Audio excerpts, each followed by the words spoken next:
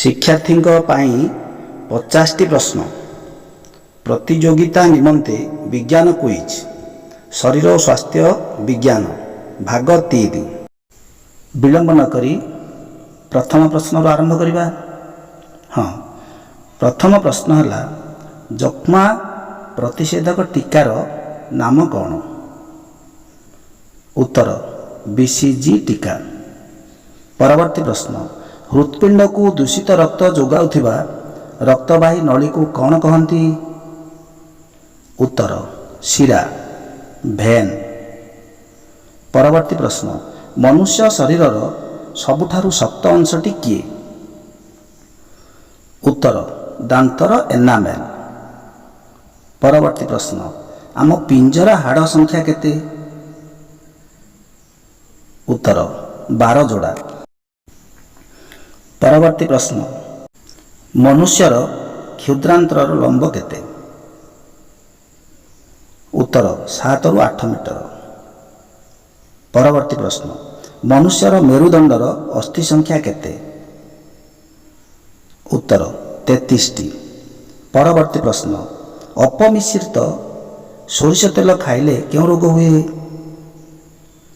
ଉତ୍ତର ଜଳଦରି। ପରବର୍ତ୍ତୀ ପ୍ରଶ୍ନ, କୃତ୍ରିମ କିଡନୀରେ କାମ କରୁଥିବା ଯନ୍ତ୍ରର ନାମ କ'ଣ? ଉତ୍ତର ଡାୟାଲାଇଜର। ପରବର୍ତ୍ତୀ ପ୍ରଶ୍ନ, ପାଣ୍ଟୋଥେରିକ ଏସିଡରେ କେଉଁ ଭିଟାମିନ୍ ଥାଏ? ଉତ୍ତର B କମ୍ପ୍ଲେକ୍ସ। ପରବର୍ତ୍ତୀ ପ୍ରଶ୍ନ, ରକ୍ତ ତିଆରି ଓ ସ୍ନାୟୁ ସୁସ୍ଥ ରଖିବା ପାଇଁ କେଉଁ ଭିଟାମିନ୍ ଲୋଡ଼ା? ଉତ୍ତର ଭିଟାମିନ୍ B6।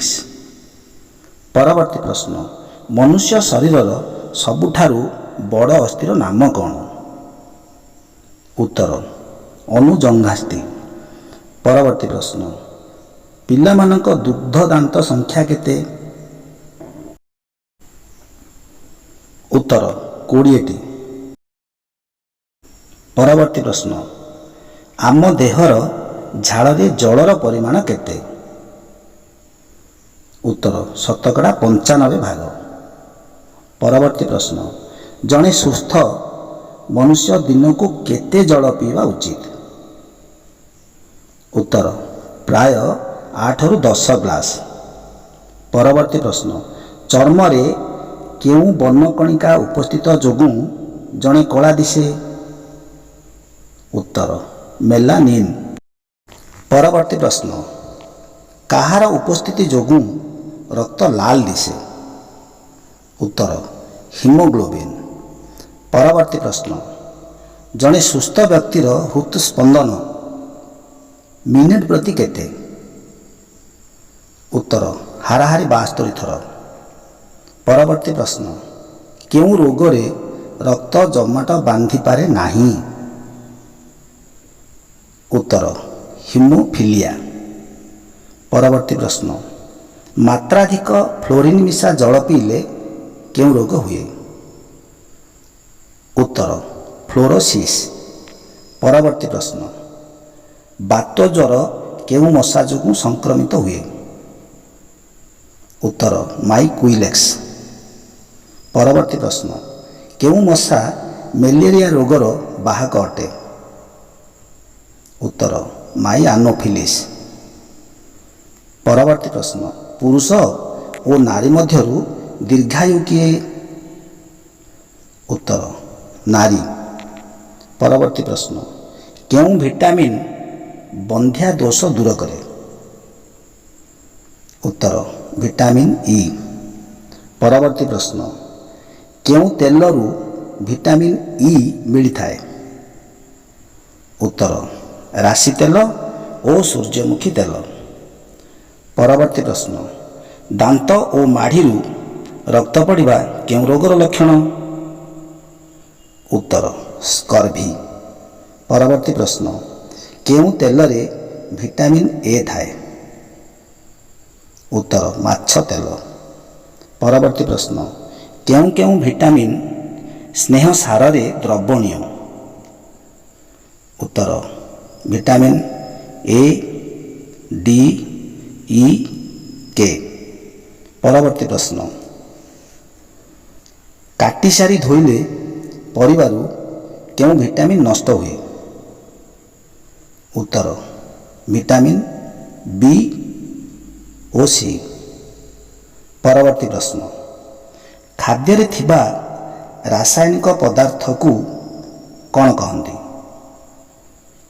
ଉତ୍ତର ପୋଷକ ବା ଖାଦ୍ୟସାର। ପରବର୍ତ୍ତୀ ପ୍ରଶ୍ନ, ଭିଟାମିନ୍ ଏ ଥିବା 4ଟି ଖାଦ୍ୟର ନାମ କ'ଣ?